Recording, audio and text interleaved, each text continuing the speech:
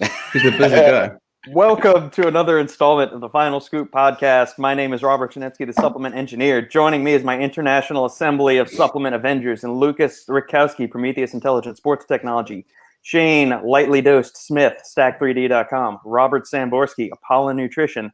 For all of you tuning in on the live stream, thank you for joining us today. Post up any comments, questions, queries, quips, smart Alice remarks you may have.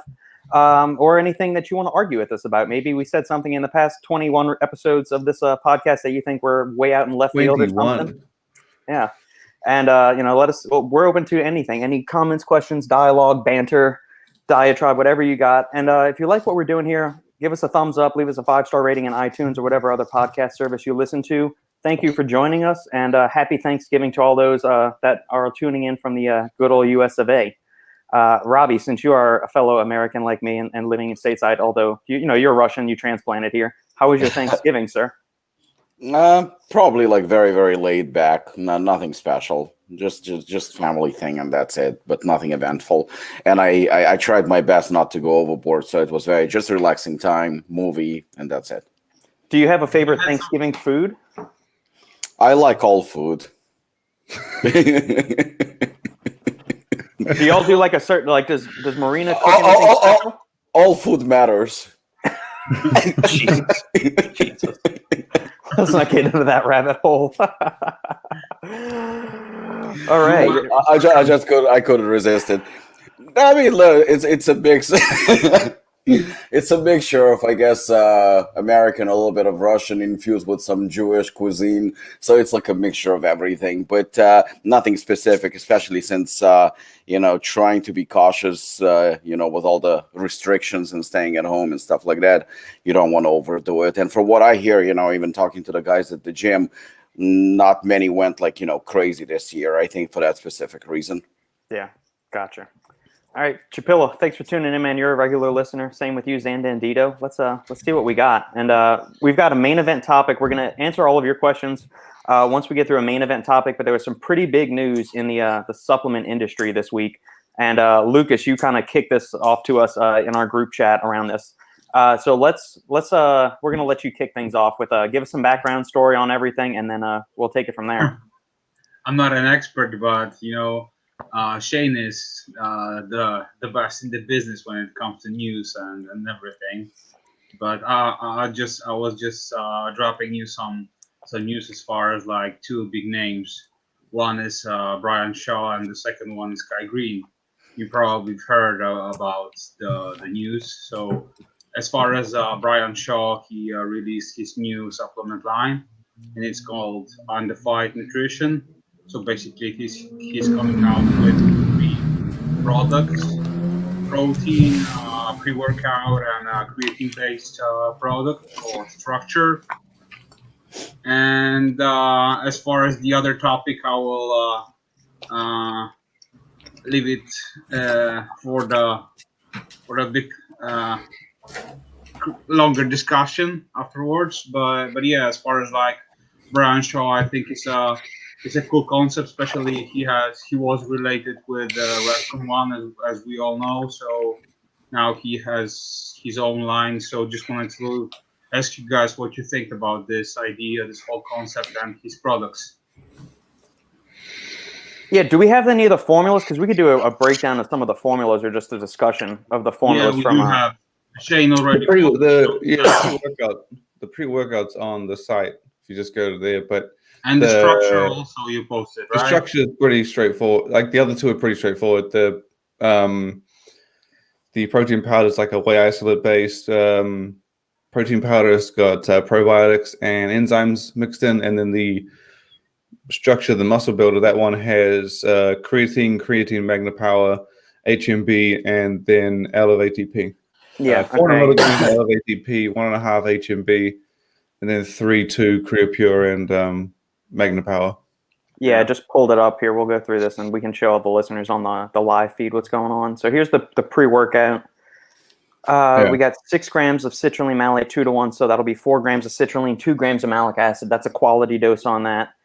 They're using the cheaper form of vitamin B6 here. They're doing the pyridoxine hydrochloride instead of the P5P form. That's not a make or break thing. It's just something to keep an eye on. Methylcobalamin's the highly bioavailable form. 3.2 beta-alanine standard. As long as you're taking it every day, that dose is fine. 1 gram of agmatine, a good solid dose there, what I like. Choline bitartrate, that's the less bioavailable form. It doesn't cross the blood-brain barrier, so it won't do much for acetylcholine. It does have some liver health benefits, though.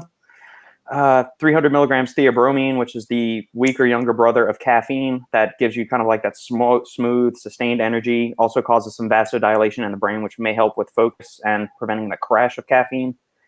We've got 150 milligrams of caffeine anhydrous, and then 55 milligrams of citrate, which is going to be 50% yield. So that's what, 27 and a half.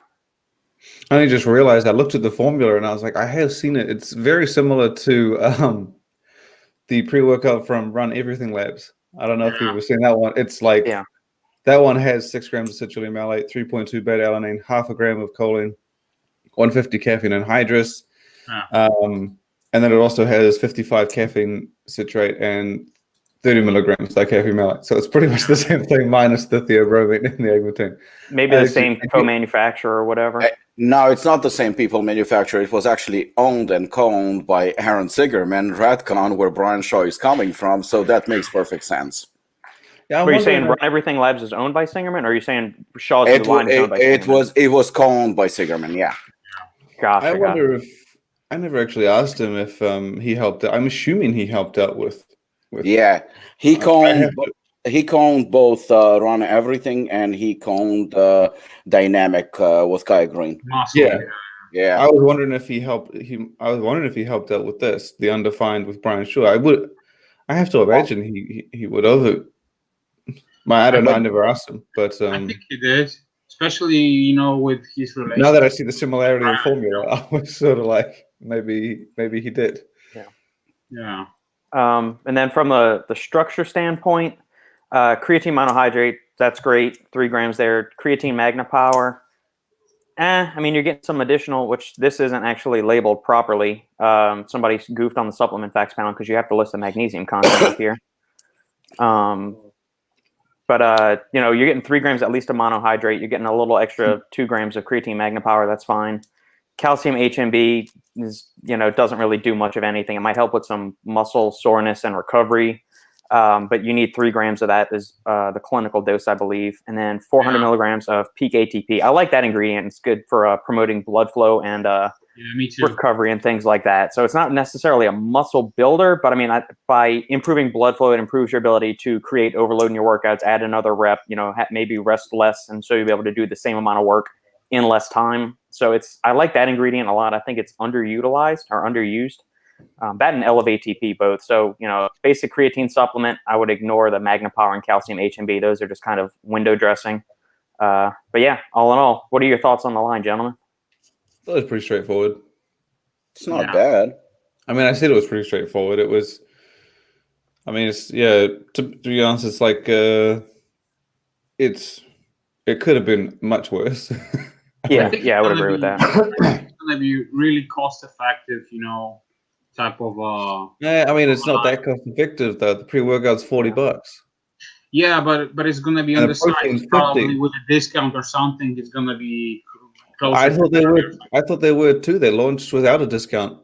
Ooh. No Black Friday promotion. And I would have thought of any time they would have done it now.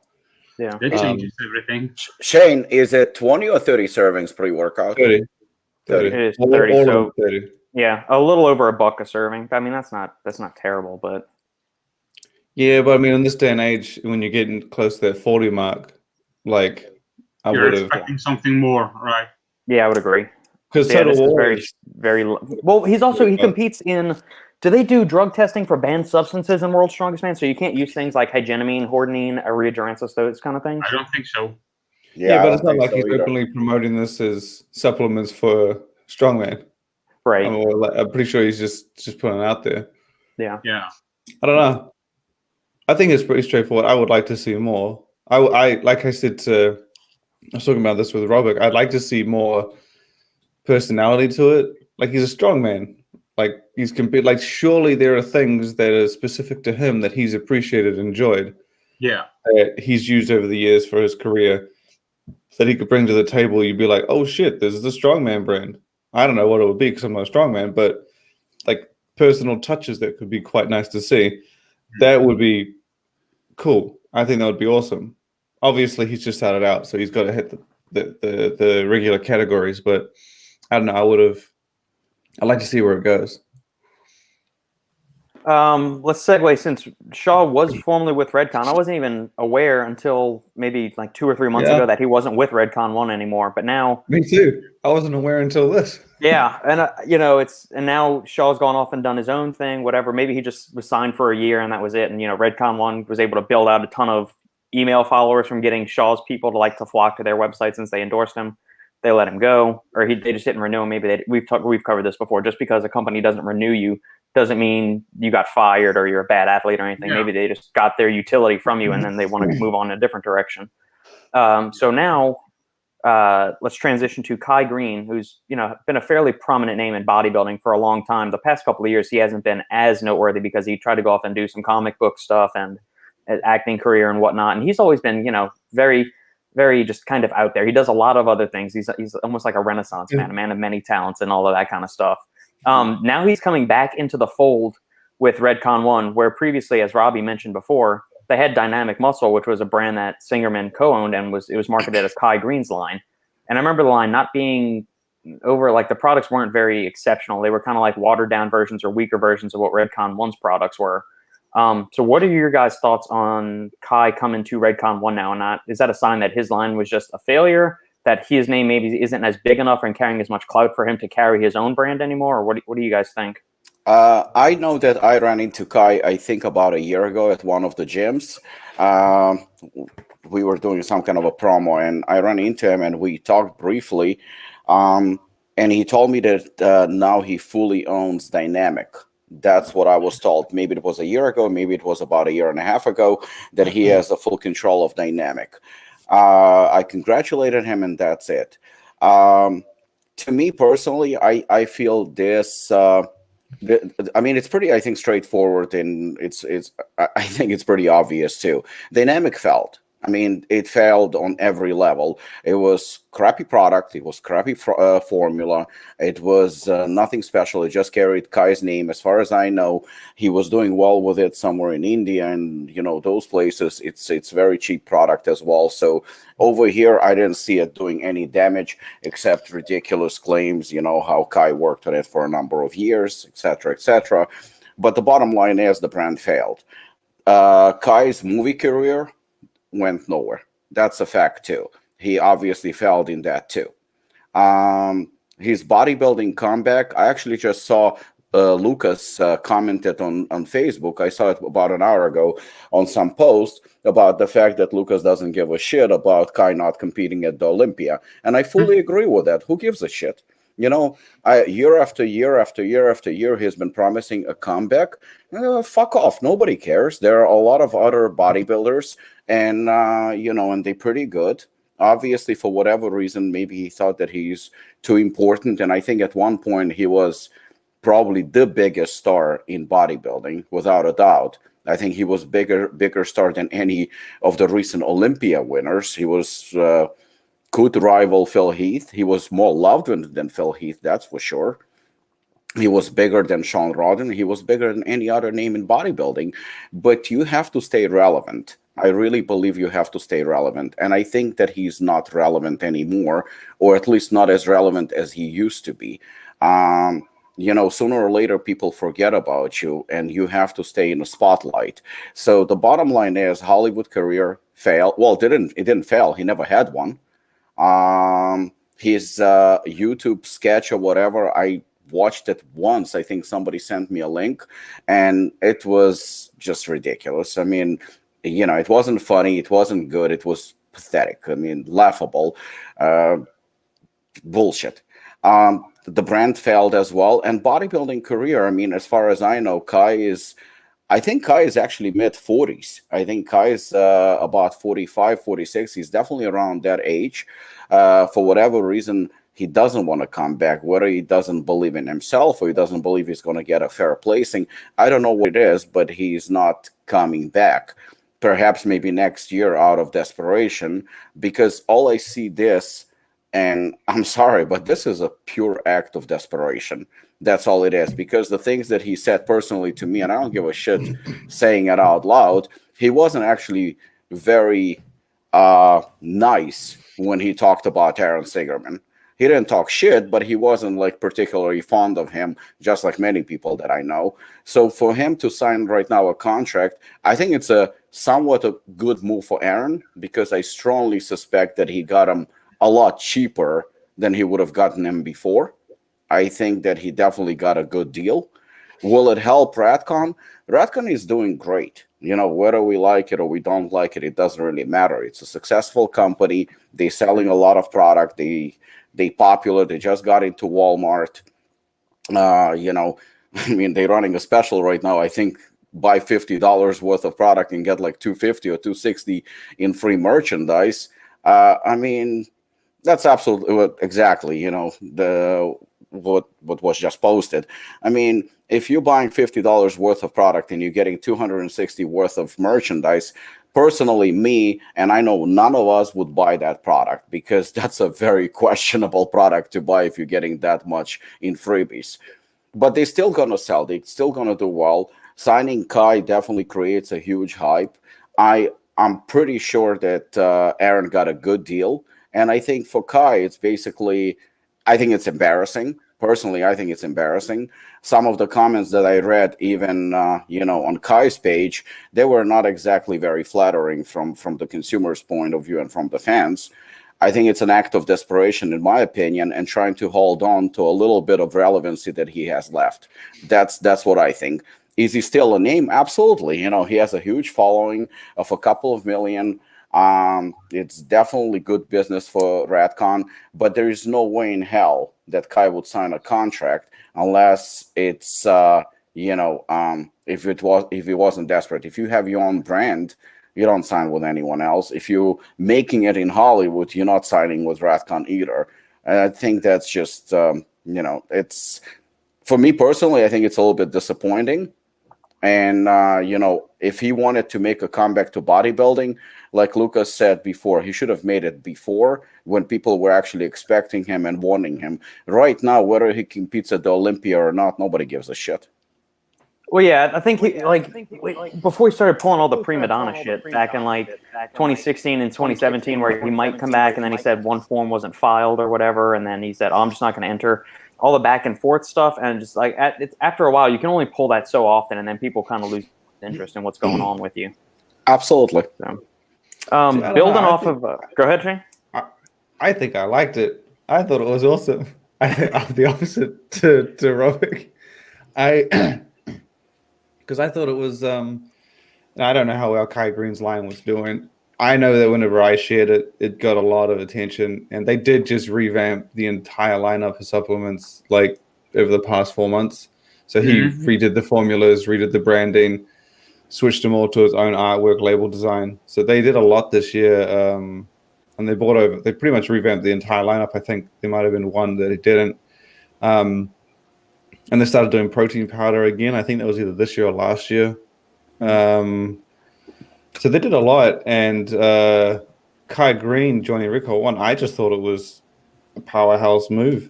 I mean, I thought Kai Greene is the most popular bodybuilder on the planet. I mean, it's whether he's competing or not. He's, I think it was a genius move from RedCon1. And as I asked Aaron, I said, "So what's happening to Dynamic?" And he said that they are merging the brand, so it's going to be coming under RedCon1, I believe. I don't know if it's going to still be called Dynamic or it's going to be like a Kai Greene line or something like that. But for now, it's obviously with the big announcement. That stuff will be happening later. But I thought it was genius, and I wouldn't be surprised at all if this is going to lead to Kai competing next year. Whether or not he does well, I wouldn't be surprised if. I mean, it sounds like a genius idea from Aaron, and if the Olympia goes ahead in September as it should, if he's on a 1-year contract, it would still fall in. So, I mean, it's I would think that Aaron did. I think Aaron's a very smart guy and very strategic guy. So I don't think that even if he could get Kai Greene in like a deal, he would have done it. I think he's done it for other reasons. And I think that Kai Greene probably holds still quite a bit of power, even though, I mean, I don't know how the line did, but whenever they launched things, that shit would go off. So I think he's got a strong international audience, but I don't know. It'll be tough to see how this goes supplement wise, Kai Greene wise, but I just have this sinking feeling that there's a little more to it. You know, he loses Shaw. Well, not loses. Shaw goes off and does his own brand, and then Kai comes on board. And Shaw was a big name. Yeah. But I just have this sneaking feeling that there's other things planned than just Kai being a RedCon1 athlete wearing a jumper and stuff like that. I have to imagine there's more to it. Well, Shane, the thing is, from what I heard, Shaw was not fired. As far as I know, Shaw didn't renew his contract. No, I'm not saying he got fired. I Yeah, just think that I don't know, but what I Yeah. do know is that Kai was very, very, very, very relevant about 3 years ago. And I'm not saying, I don't want you to misunderstand that. I'm saying that he's not relevant today. He's still a very well-known name, and he still has millions and millions of followers. But the bottom line is the guy was swinging for the fences for the past, I would say, year or two at least. He started releasing those $1 books. Then he became, I think, vegan for like a split second. All of a sudden, he was doing whatever. You know what? When somebody's getting rocked in a ring, they start like moving their hands like fucking in an act of desperation. The guy started getting, he became vegan, then he became a fucking comedian, then he was doing whatever he could, but he did not compete. Will he compete again? He might compete, but when I don't know if he'll do well, but I don't think he would do well, but I think he is guaranteed for a top 6 spot still. He's still pretty big. He still clearly trains, and I watched him train. He trains very, very well. I think it's an absolutely genius move on part of Aaron, and I'm 100% positive that he got a great deal. It was definitely favorable to Aaron rather than Kai. But I can tell you this from a conversation with Kai and from people that know Kai. Kai did not want to compete at the Olympia. I mean, the whole thing that happened with the Olympia initially was because when he released Dynamic, he wouldn't get a free booth at the Olympia. So he was standing his ground because he was very, very, very popular. He was an absolute superstar. There was no bigger name than him in bodybuilding. However, believe it or not, I mean, just like Barcelona says when it comes to soccer, when everybody was saying Messi, Messi, Messi, they said there is nobody above the club. There is nobody above the Olympia. There is nobody above IFBB and bodybuilding. People throughout the years been retiring, competing and not competing. They still maintaining who they are. So Kai did, as big as he was, he still didn't get his way. So he thought that boycotting Olympia is gonna get him some points. It didn't. He did make a few appearances, I think, in Stranger Things and a bunch of movies. It was very, very low key. He didn't become a major star. He never will become a major star. That was pretty obvious. He had the look to be obviously featured, and I'm pretty sure he got some money for it. He was definitely a mainstream or close to mainstream star, or the closest possible from a bodybuilding community from that perspective. Locally, I know for a fact, and Robert will attest to it, the brand doesn't exist in the United States. Maybe there are some direct sales, but knowing Kai and how well he maintains his brand, I asked him personally, face to face, will you compete at the Olympia? That was before 2019 Mr. Olympia, a couple of weeks ago, when everybody was speculating whether he will compete or not. And he said to me, again, face to face, he says, I have a brand, I have a value. It has to be beneficial to me. He wanted a special treatment. He wanted to be treated as a superstar, a treatment that he never gotten. No, he did get the invitation, which a lot of athletes had a problem with because he got an invitation after not competing for a number of years. But he didn't get a special treatment, and he didn't end up making it to Olympia. And the things that he said about Aaron, about RedCon, and how proud he was that he walked away from RedCon and he owned Dynamic now, which I believe he didn't lie. I'm pretty sure that was the truth. Him going back to RedCon, and whether they merging the brands or whatever, I mean, how do you think it's going to sit with fans who were reading that, he was formulating his product for a number of years based on experience and all the bullshit that typically comes with game changers and all that? All those statements were made, and all of a sudden he's going back to RedCon. Again, for Aaron, I think it's an absolutely brilliant move. Love him or hate him, Aaron is a smart guy, and he made a power move. It's definitely going to bring attention to the brand. It's definitely going to be something that, I mean, we are talking about it, that a lot of people are going to be talking about for the next couple of weeks. Will it spike the sales? Maybe. I don't know. I mean, I really don't know how it's going to be in terms of sales because they're doing phenomenal regardless. It's definitely a power move for him. Is it a power move for Kai? I really doubt, because knowing Kai and based on his behavior in the past, if his brand, and I don't mean dynamic, I mean his brand, Kai Greene brand, was doing as phenomenal as it was maybe 5 years ago, and he was as powerful and he believed in himself, he would never lend a spotlight to another brand. He would concentrate on himself. That's the way he is. That's the reason why he did not compete at the Olympia, because he wanted to be basically McGregor.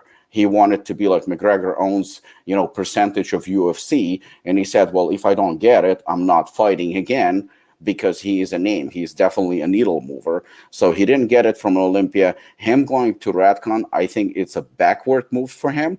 I see it as an act of maybe not desperation, but it's definitely indication that his brand, again, Kai Greene brand, is not growing. Maybe it's still stuck in the same place, maybe, but let's face it, in the last couple of months, how many times did we talk about Kai Greene as bodybuilding fans? We're talking about Sean Rodden more than we are talking about Kai Greene. We're talking about Phil Heath. We're talking about Brandon Curry. We're talking about everybody but Kai Greene. 3 years ago, Kai Greene was still #1 contender, no matter what. Do you think that this would mean he's likely to compete then? I think so. You know what? Again, you said, and I agree with you wholeheartedly, that Aaron is a very smart man. I still think that Kai is on the ropes. I wouldn't be surprised. Again, I agree with you that Kai is going to compete in 21 Olympia. Fuck no. I'm telling. I don't know if it'll be the Olympia, but it might be like an Arnold. Arnold Classic Olympia. I'm pretty sure that Aaron has him against the ropes, and there's probably. I am serious. Serious. I think he. Because Robert's saying that like he's gone back enough to. Like, I think he is back against the ropes. I think that it's an act. Done. He is. And that still doesn't mean that he won't compete. I still think that there is probably a I read where he said more news are coming. I'm pretty sure. Yeah, and I think there is something to it. Did you saw the video that Nick Strength and Power posted? Which one? The latest one about the Kai Greene, the statements and his big announcements. No, I didn't watch that. Yeah, he mentioned that he's not gonna compete. He talked directly with Kai, and he said he's not gonna compete anymore. When was the interview done? It's like it was Nick's posted it like this week.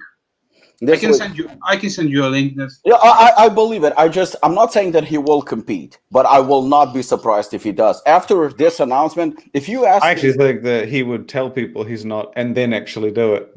I would think that would cause a lot more attention than him actually. Let's face it. I'm going to compete. See you in 6 months. Yeah, I mean, how many of us sitting here would actually expect only about 2-3 weeks ago that Kai Greene would sign with RedCon? I didn't see it coming. That's a total shock, and I like to brag always that I can predict shit. This I could not see coming, no matter what. So I think it's a move backwards for Kai. I think it's a great move for Aaron. And I'm not ruling out that Kai will go back on stage as an act of desperation, as an act to get some relevancy and to kind of get a little bit more out of it. But again, I'm not saying he will. I'm just saying maybe. I reckon he'll get back on, and every one of us are going to want to see what he looks like next to someone, because we haven't seen him next to a bodybuilder for 3-4 years. I say that he gets back on, whether it be the Arnold or the Olympia. I agree. And we all see it. And what more could you ask? That there is then going to be a RedCon1 logo or branding or something which would exactly pay off everything. And he will buy himself even more time, because if Phil is in shape, again, and Phil wins, can you imagine 21 Olympia with Kai Greene, Phil Heath, Brandon Curry, and possibly Sean Rodden? I mean, that's going to be a fucking sold-out event for sure. The rematch. And and yeah, like I flex. said, and RedCon1 could do a build up. People would be watching Kai Greene's own, but it would. I'm telling you, it just seems weird that he would bring him on as just an athlete, and I he is a agree. bodybuilder, and I that's what he's agree. known for. So I think there's something. I think there's something in the merging aspect. Those kind of No. That's what I thought. I thought it was like Nah. when I asked Aaron, he was just like, "Oh yeah, it's happening," and I was like, "Oh, do you mind me sharing it?" Because I didn't want to say anything unless it was like a big surprise. And he said, "No, it's all good." So like he was basically saying he's not like, "Oh, January 1st, it's merging. We're gonna have RedCon1 done." He didn't. So I mean, if he is, he definitely downplayed it. He probably would have told me and then not told me to say anything.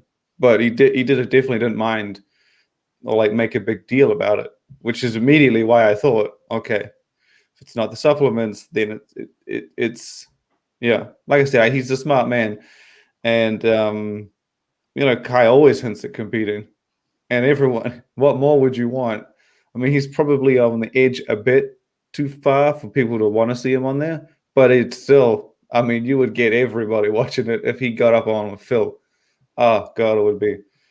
I mean, I don't really want to watch bodybuilding too much, but I would pay to see that. I can tell you that. Oh, it will sell If it was a pay-per-views. It pay-per-view, will sell. It I will would pay sell to see everything. Yeah, everybody's gonna buy it. And yeah, Aaron did not make a move to merge with Dynamic. I mean, merging Redcon and Dynamic is like fucking merging an elephant and a rat. I mean, it's just it doesn't fucking compare. That's fucking makes no sense at all. Yeah, it's like a pennies and millions. Yeah, it's just like Dynamic is like nothing compared to Redcon, so that wasn't a move. But signing Kai Greene was a boss move on part of Aaron.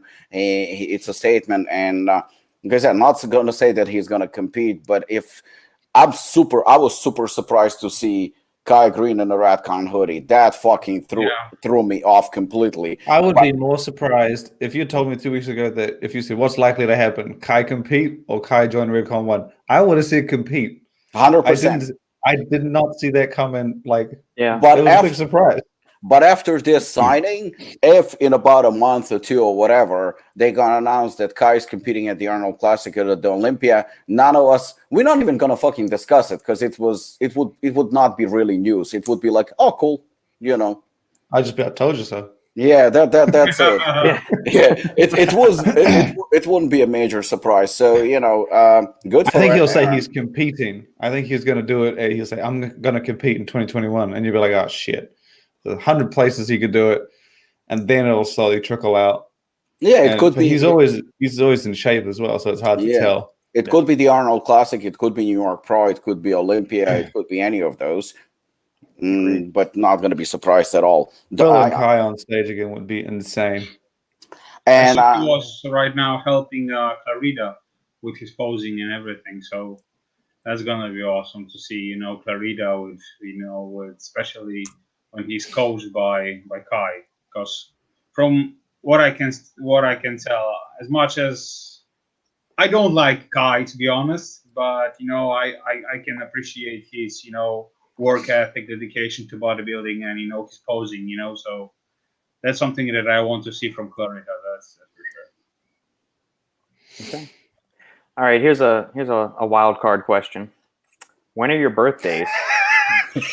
Are you going to send us presents, man? You see, I didn't see this coming either. Did he submit this question during the conversation or after? Because it's very odd to be like, Kai Greene, RedCon1. No, when are your birthdays? This question was submitted at 1:10, so this was near the beginning of our podcast. Oh, okay. We're going back through the comment feed now that we hit some main topic questions. Now we're going to go get into some of the fun stuff. So for all of you tuning out there, I can see how many people are actually viewing us right now, and there's a lot more people viewing us than throwing comments. So don't be afraid, chime in. It could be a silly question. If it's not populating, I guarantee we're not ignoring it, avoiding it, or just throwing it in the trash. Star sign, favorite food.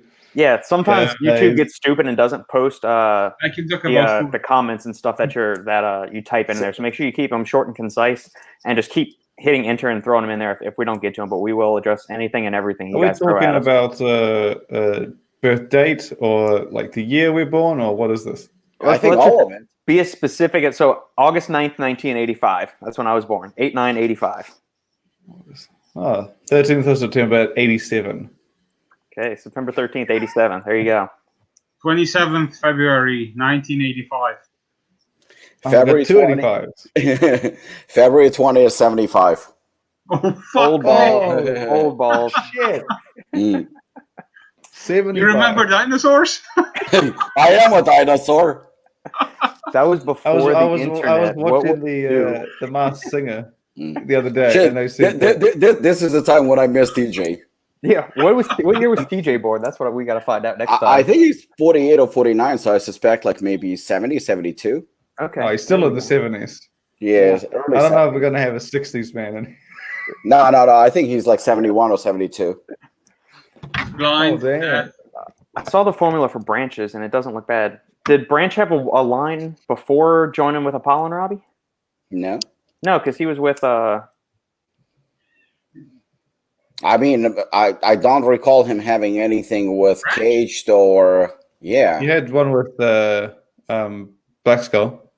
That's about it. Yeah, I think Black Skull. Yeah, maybe that. But I mean, if he's talking about that one, then it Yeah, was they- bad.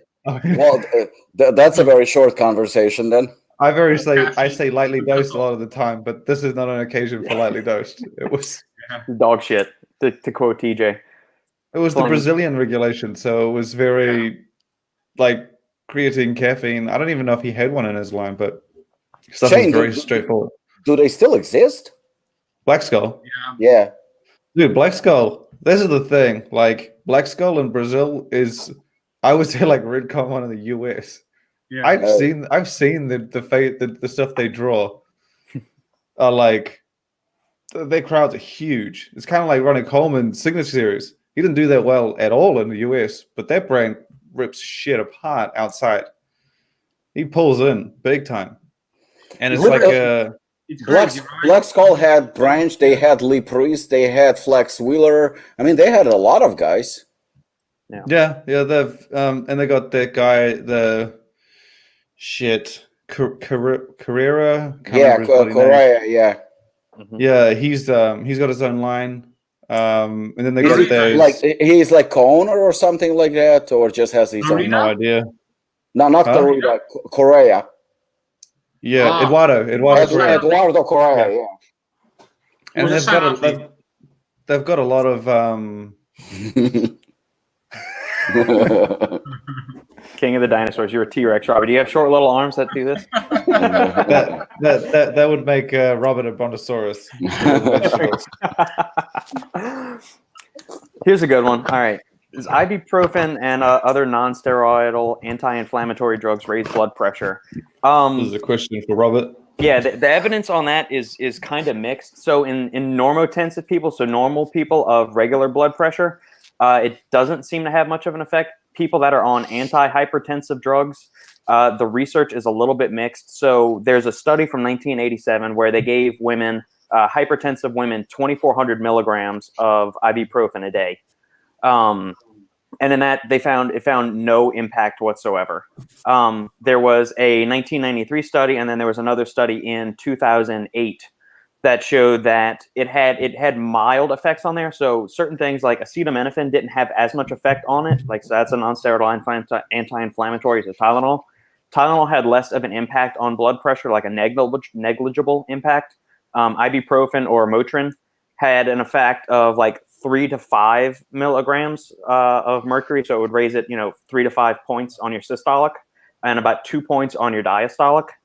And then the worst one seemed to be from another batch of another meta-analysis was naproxen. So what is that? Aleve is the brand name of that. So it's kind of dependent on a case-by-case basis. It's not a flat across the board. Yes, it always raises blood pressure because there's some things where they're giving these high blood pressure patients antihypertensive medication, so something that's supposed to lower their blood pressure, but it shows no impact. So the antihypertensive meds are still having their same effect on it. It's not attenuating the drop that those antihypertensive meds would have on it. It would still drop it by the same amount, even if they were taking that. And going back to that 87 study where they're giving people 2,400 milligrams, I mean, that's taking, 600 milligram doses 4 times a day if you're doing that.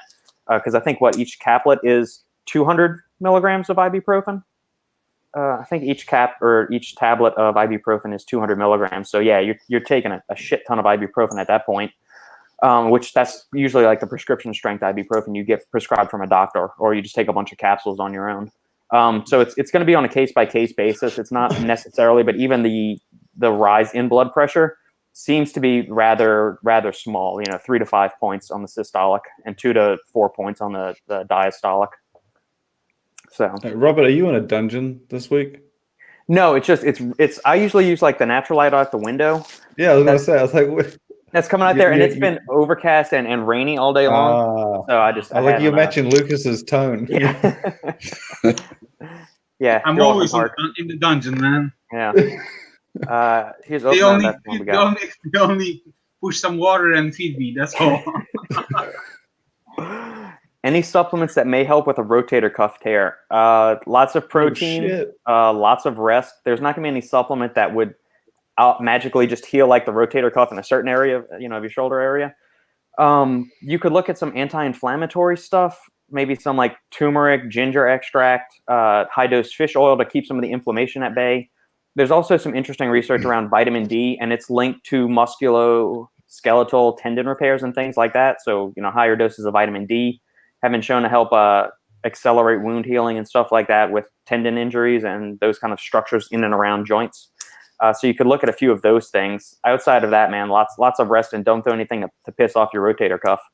I would always recommend going see some kind of osteopath or a physical therapist.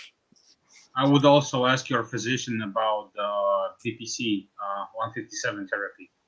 That's a good one. Yeah, especially any of those kind of peptides.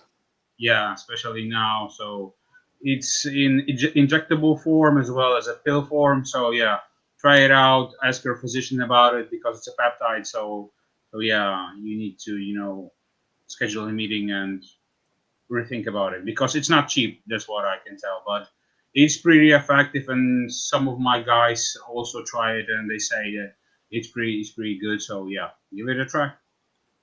That's why I asked about the ibuprofen blood pressure. Okay, so it was linked. So the you were looking for anti-inflammatories for the rotator cuff tear and stuff like that. So yeah, I mean, as long as you're not megadosing it and you're not already hypertensive, I don't see much of an issue. But always check with your doctor if you're concerned about your blood pressure, because that's something you really don't want to fuck with. Not something to mess with at all. And since Lukasz, you brought up BPC 157, have you ever messed around with that or had any injuries or any workarounds with that? I took it due to some digestive issues, and it helped me tremendously. And I took like 1 cup per day, and that's basically it. I didn't megadose it at any point, but I tried it because I listened to some podcasts. I don't remember which one, but yeah, they talked like for 2.5 hours about peptides and everything. I think it was Ben Pakulski podcast, and he had an expert about, I was talking about peptides, and he had a freaking list of different stuff, and I was just like curious about BPC, and since it also was available here in Poland, I picked up a bottle and, try it, and I was like, oh, that stuff works, Plus my joints didn't feel stiff or anything like this. So yeah, I think it also lowers the inflammation. So like I said, just give it a try. But I had a pill form. I don't like the injectable stuff. So yeah, I think that injectable is way more effective, especially if you can, put it in a different place in your body, But as far as like pill form,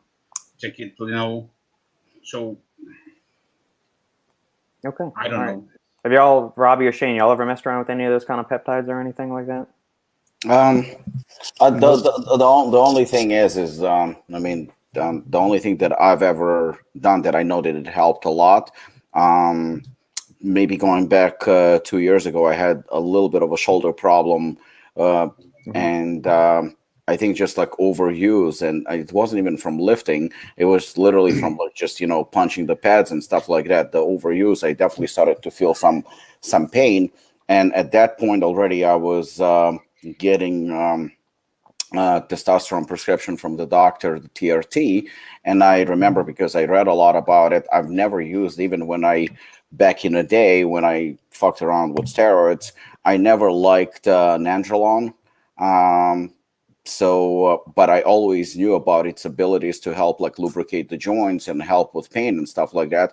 So I remember asking the doctor, I said, maybe you can prescribe it to me. And there are no pharmaceutical made nandrolone in the United States, but you can get it from compounded pharmacies.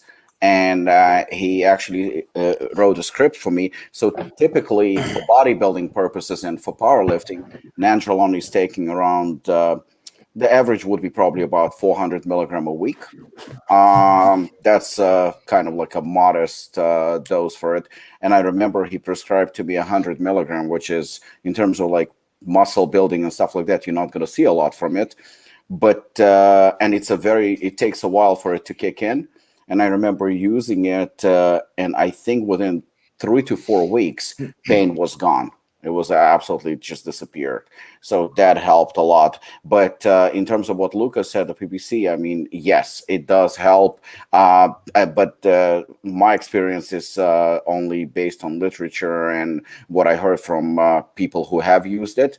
I didn't know they actually make it in a pill form. I know that injectable exists, so I didn't know about that.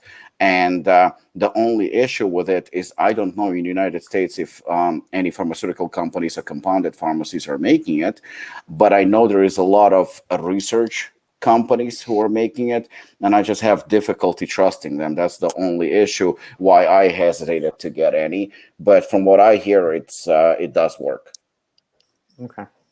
Now, I've gotten questions about that, or SARMs or other kind of questions like that, and most of the time, I think the research is lacking as far as like the human side of stuff, and it always says for research purposes only. So that's why I haven't delved much into those wormholes. So yeah, it's maybe something that I need to go into further on, just as like, because obviously they're getting more mainstream, especially when people like Ben Greenfield, Ben Pekulski are doing all these podcasts on them and stuff like that. It's natural that we're going to get questions about them, even though they're not strictly dietary supplements. It might be a good idea to have a little bit more knowledge on them. I think especially listen to this kind of podcast just because to gain more knowledge, about this topic, and it's growing tremendously nowadays. You are hearing more and more about, the cardarine, the ostarine, the RAD 140 and other compounds, and yeah, they're helping people, with some diseases, with some, pain, aches, stress release, and, for example, we talk about anti-inflammatory, like ostarine is great for joint health. And there is a ton of papers about, the treatment with ostarine. So, like I said, it's a large topic. Of course, it's a gray area for as far as like supplements, because they are not supplements. They are like SARMs. I'd probably call it a black area. Yeah, at least it's idea that's a very, very dark area. Are they legal over in Poland, Lukasz, or what's their status in the EU? No, they're not legal. I don't know what they are. Legal anywhere. No, they're not legal. I don't think I ever touched them just because of the uncertainty. You can buy them. You can buy them, from some shops, online. You can buy cocaine as well. Yeah, of course, man. You can buy tons of shit. I'm not saying they're the same, but I've just never touched them because again, they're like meant to be produced in factories, and I'm like, how did you get a hold of it? How did you and you can't test, and you can't and it's not like, Optimum Nutrition's doing a gold standard ostarine. It's not a certain thing. So I'm like, I've just never, I mean, if I really, really cared about my gains like that much, maybe, but I'm erring on the side no, I mean, I want muscles, but not that badly. Yeah. I'm all good. Yeah, so some of them are definitely lacking, research. Some of them, that's the reason why I have a very hard time recommending them when I'm asked about them, because I know that I personally, and again, it's personally because I've used cardarine and I really, really liked it. And I know that there is a lot of misleading, but technically cardarine is not a SARM. But from all the research, actually there is extensive research on cardarine. There was the only misleading information. I think TJ asked me and Lukasz at one point, or he asked you, Robert, if cardarine causes cancer. And I know that that's one of the most misleading, studies, the information that there is. I mean, there was a study, there was cancer, but it was not interpreted right, and everybody jumped on it and they started drawing conclusions. I do agree with what Shane said. The only problem is with specifically even cardarine is getting a legit one. Like, you have to know where to get products, and you have to trust the source where you're getting it. And I'm almost saying it as if it's if it's cocaine, but the truth is there is there is a company, supplement company, that still exists in the United States. Not going to say who they are, but they were selling SARMs as part of their line, and actually were making very, very good money from selling these SARMs. And here on the East Coast, they were pretty big. It was a pretty big company. However, the company took a huge hit, and I don't even know how I think that the company was sold. I'm not going to get into details, because then you're going to figure out what company it is, maybe at least some of you. But anyway, they were selling to one store, popular store on the East Coast. Somehow the product, one of these arms, got tested, and it contained placebo. It had nothing in it. Absolutely nothing. And those news traveled very, very fast. And I know that there were some legal repercussions. I don't know exactly how it went, but there was, and I know that from a very, very reliable source. I think that's the main issue. I'm not that much worried about the SARMs themselves. I'm more worried about where they come from and whether they're legit, where they manufactured. But that comes not only with SARMs, that comes even with our industry, with the supplement industry. Yeah, that's the thing. I don't trust those. Yeah, I mean, supplements themselves are already like, you do a blend, and you're like, oh, have they underdosed the creatine? Have they shortchanged? So you're questioning that, and then you're not even, it's not even remotely in the same ballpark. When you throw a SARM down, you're like, exactly, yeah, like you're questioning whether that's actually what you're paying for. Yeah. And you can't buy it from someone who's tested it, or like proven or manufactured or sourced it correctly. You're just, I mean, that area of the market is going to attract a certain type of company. Well, it's manufactured in the same way as steroids, underground steroids are. You don't know what you're getting. I mean, steroids themselves they don't mean to harm people. I mean, anything that you abuse can cause serious damage to you and potentially be even lethal. But the problem is again, you don't know what those compounds are manufactured. Yeah. You don't know who makes them. You don't know what's inside of them. And I remember actually why I stopped, kind of walked away from the whole steroid scene. Going back maybe 10 or 12 years ago, there was a very popular underground steroid company in the United States. They were selling it relatively cheap. It was easy access for everyone. And everybody was raving about it. Everybody was saying that they are getting great results and stuff like that. And I remember I actually purchased it myself. And I don't mind revealing this because maybe it's going to help somebody else who's stupid like I was. And I bought a bunch. I haven't used it. Thank God I didn't use it. No. But I had the product from that company. And you still have it? Well, no. Then breaking news: the company got busted by the feds. They got arrested. They were raided by the feds, and the company went boom. So again, I already purchased it, but I haven't used it. And if you looked at it, the labels, everything was like really done professionally. It looked very, very legit, even though we knew that it's underground lab. I think they were out of Illinois. And the feds actually posted pictures online of the lab itself, the working environment and everything else. I actually, to answer Lucas's question, follow those pictures. I took what I bought and I threw it in the garbage. And the main reason actually scared the shit out of me, the oil that they used to mix the powders that you inject into your body was corn oil, cooking corn oil. I mean, how would you be able to tell? You wouldn't. Yeah. People were injecting into their body corn oil. You know, they had that. You remember? You know those Mazzala corn oil, the fucking yellow containers. I think they 1 or 2 pounds. They huge. That's literally what they had on a counter where they were manufacturing and mixing everything with. And you know, I mean, I would suspect that thousands of people have used it because the brand was extremely popular in the underground steroid world and easily accessible, and they were relatively cheap as far as I remember. But that's exactly what Shane was talking about. You know, I mean, we're not talking about the supplements. We're talking about SARMs, which are probably as close as possible, some of it at least, to steroids. And it's not manufactured in a real lab. It's not manufactured by, somebody who has credentials to manufacture. It's not. There is no regulations to it or anything like that.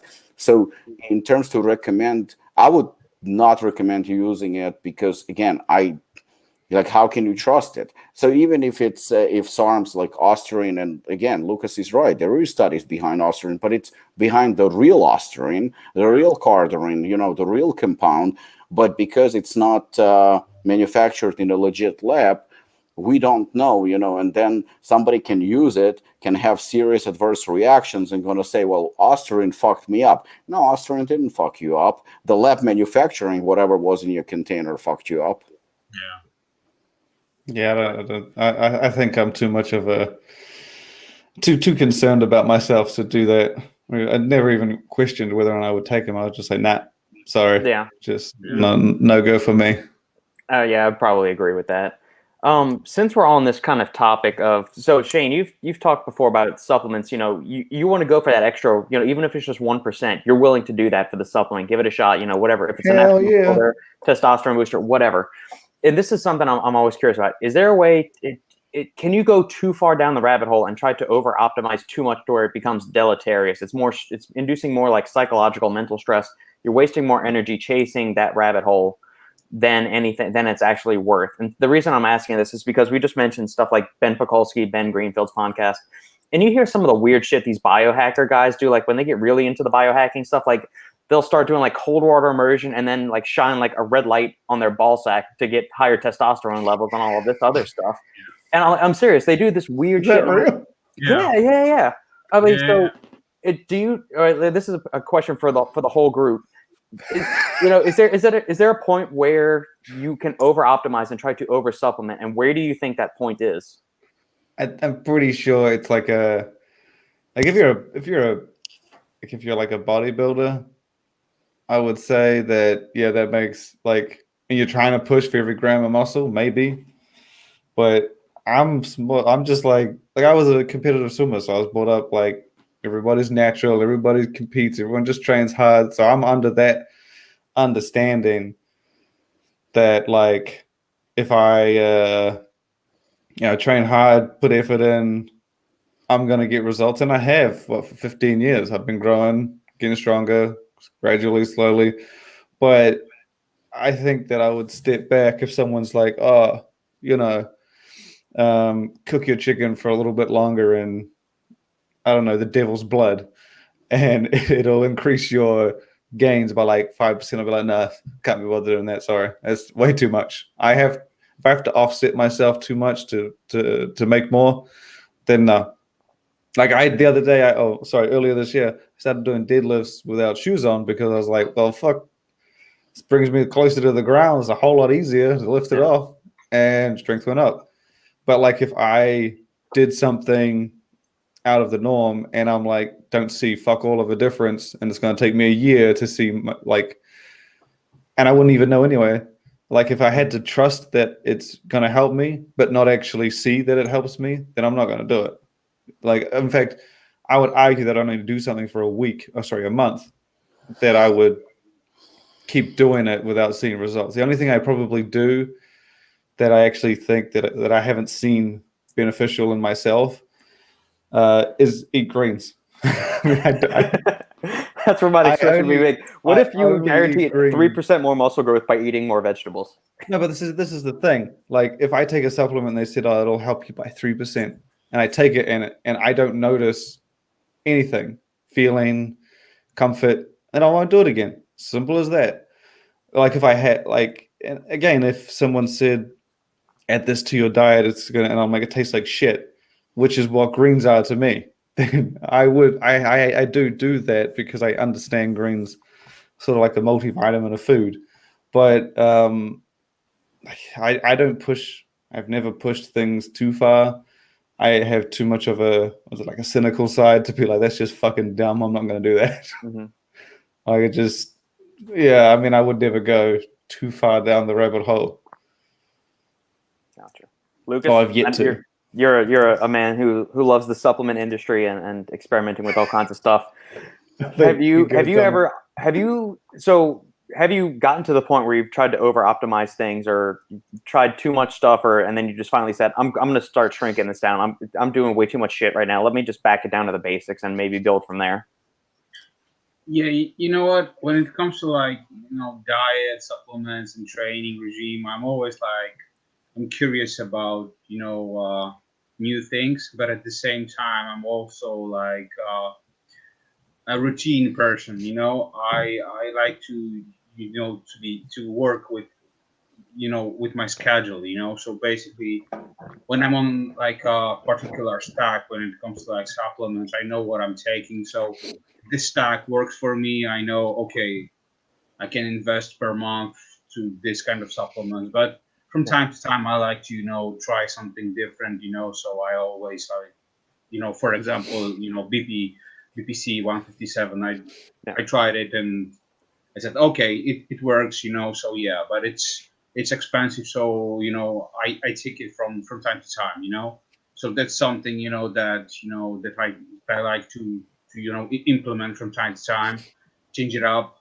When it comes to diet, I stick to my diet, meat and water, and from time to time so some carbs, but that's basically it. And as far as new things, yeah, I to be honest, that's why I'm listening to all these different podcasts, especially like Ben Greenfield, Ben Pekulski, because I'm interested in trying new stuff. I'm always open, and I always said to people, that I'm open-minded, type of a person, and I always like to listen to new stuff, what's coming out as far as research. For example, you all guys know that my mom has a breast cancer, and it's in the past 2 weeks there was a research paper released from Russia, and they said that aldosterone, which is a compound that is derived from spinach and quinoa, can drastically help with the breast cancer treatment and everything. So, this kind of things, always are mind blowing to me, and it can change from day to day. You don't know what to expect. So sometimes you can see this crazy research that shows amazing results, and it's also human based research. So that's pretty awesome. So yeah, man, I'm always open to try something new. For example, sauna, red sauna, as well. What else? Cold exposures, all of those kind of things. So yeah, man. Robbie? Yeah, I'm also kind of I think that all of us are very, very different. And I think there are so many studies and so much information out there. And there is a lot of it is, I'm not saying misleading, but we have to find out what works for you. And, I read some people saying that since they've been vegan, for example, they don't eat meat, they feel phenomenal and they feel the energy and they feel great and whatnot. And there are a few of them. I mean, there's quite a few people that will say that. And then you will hear somebody like, for example, Joe Rogan, who went on a carnivore diet and said exactly the same thing, doing the exact opposite thing. Right. So I think that's the reason why, when I hear somebody saying that, I follow a certain type of diet, I will typically try not to judge that person, because as long as it works for you, I don't know what's right. I honestly don't know what's right. I know what's right for me. Even in terms of exercises, I noticed that I started lifting weights the past 2-3 weeks, which I haven't really done in years. And I see my body is responding extremely fast, even considering the fact that I'm not using a lot of compound movements. I'm not going like free weights and going crazy, absolutely, like, trying to lift the house. And I remember talking to Dexter Jackson about it, and he said that when I asked him what's the secret to his longevity, and he said he never had an injury or anything like that because he uses mostly machines, and proper warm-ups and stuff like that, and he doesn't lift like Ronnie. And I always believed that, well, not always, but in recent years, I got to believe that if Ronnie didn't do the crazy shit that he's done, he would be healthier today. But also, I think he would have exactly achieved the same results. I think he still would have been the same Ronnie, just based on his genetics, just based on how he was. Look at Phil Heath. Phil Heath doesn't lift even close to what Ronnie is lifting, but he's still Phil Heath based on his genetics and stuff like that. And in terms of diet, I had kidney stones and I had acid reflux, and I still suffer from it. And I think that the bodybuilding, quote unquote, lifestyle or diet, whenever people say, I'm eating healthy, you're not eating healthy. Bodybuilding lifestyle is definitely not healthy. And I'm not talking about diet itself, which, I remember back in the day, people saying I take 2, 3, 4, 5 grams of protein per pound of body weight, which is extreme amounts. And today we know that. Yeah. And maybe that was a contributing fact. I'm not saying it was, but it might have been to me having kidney stones 10 years ago. And ever since then, I adapted to not eating as much. I'm not force feeding myself, even though I'm able to eat a lot. Robert witnessed that. I can eat. I love to eat. I love food. But all those extreme amounts of protein, using 3 scoops of protein, 75 grams of protein in your shake, are completely unnecessary. And what we think we're doing something healthy to our body might be the exact opposite. We might be causing more harm than good.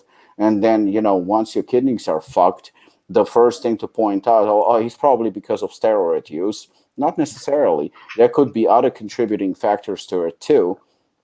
A lot of athletes who are doing weightlifting, when it comes to cardio, they suck. Like, I'm pretty sure that Shane has incredible cardio back from swimming, and well, probably, trust me, in comparison, I was a sprinter. When I was younger, I was an injured, but as a sprinter, I would only swim for maybe 20 minutes, and that would be 2 minutes rest, maybe a minute rest. Well, trust all I me, needed to do was in comparison to weightlifters, trust me, you're good. Oh, maybe probably compared to in comparison to other swimmers, maybe you suck. That's possible. Oh yeah, compared to other swimmers, I was shit. So the point is like we have to balance. If we're talking about bodybuilding lifestyle or a healthy lifestyle. If we're talking about healthy lifestyle, that everything has to be kind of taken in balance. The cardio, the lifting, the diet, and all that. But I think that we all tend to go to a little bit extremes, and the secret is to find what works for us and something that makes sense. No need to go crazy. Like Lukasz said, that he's following the same basically diet, and it works for him, and there is no need to go insane. Yeah, I wonder when people say they switch to, I went to a vegan diet, I went to a paleo diet, I went to a carnivore diet. We hear stories about all of these things, and obviously there's an individual, there's a genetic component, but I wonder more times than not, is it that just that they're eating whole foods and cutting out all the crap from their diet? Yeah, I think it's because they switched. Yeah, I mean, so say you feel good. Say at one point you were eating meat, but what form was that meat? What is it, like all McDonald's and processed meats? And not that I'm saying those are bad, but if that's like the majority of where your meat intake is coming from, and then you switch to a vegan diet that's completely plant-based, all whole foods, then yeah, I could understand why that's having an effect. But I don't think that's a byproduct of the meat. I think it's a byproduct of the low quality, crappy food you were eating. Same thing if like you were eating mostly plant-based, but those plant-based things were potatoes, French fries, chips, bagels, hyper refined products like that, and then you switch to a carnivore diet. Well, yeah, you're swapping really nutrient void foods for micronutrient dense foods that are less processed and just overall higher quality. So I wonder if that's really it, not just the fact that you eschewed meat for everything else and you only ate plants, or just the vice versa. You got rid of every blueberry, piece of lettuce, and zucchini from your diet, and you just ate purely animal products. I think that's what it might be more than anything. Well, did you see Mike Tyson's interview yesterday? I think he was doing the last press conference before the fight, and they asked him about his eating habits and how he is. And he looks in great shape. I have to give it to him. But it was interesting. He said that back in the day, his main sources of diet were steak and potatoes, or steak and pasta. Mm-hmm. He said that was his main. So they said to him, "Are you doing the same thing now?" And you should see the reaction. I mean, he goes like, "Oh, hell no." He was basically criticizing his habits back then. And he said, right now I eat mostly elk and moose. So basically he was saying like he eats more like, I guess, wild meat and, not what you have in supermarkets over here, probably like grass fed and all that. So he switched, emphasizing it, even though without saying it, that basically now he eats better. And perhaps he does, but we are still, I don't believe, at least I didn't see no conclusive evidence that one diet in particular is superior to another one. I think what Shane said is actually, I caught that, and he said that because they're switching. I think every time you switch to something else, your body reacts in a different way. Yeah. And you think like, oh, holy shit, I'm doing something great. No, you're switching. You're switching to something, your body, it takes time for it to readjust, and there is a process, like a mechanism going with your body, and you're thinking like, oh, holy shit, this is much better. It might be, but it might be just a switch. Yeah. Good and point. my diet goes strict over like the last 2.5 weeks. Like whenever I would do a cheat meal, I would gain, give or take 2 pounds, and it wouldn't go away for 2 weeks. I don't know why. So I couldn't do cheat meals every week, because then I would just compound and it would be 2 pounds, 3 pounds. So I stopped doing the cheat meals, and that's the only thing I changed. And I've gone down maybe 2 pounds a week, which is about normal, which is probably the maximum I can reach. But I feel like absolute shit when I'm trying to work out. Like whenever I do a max set and try and do maybe three max sets on 2 big exercises, don't have the endurance or performance behind me to do it. I mean, I can, but I feel like I want to fall over. Yeah. But it's small changes.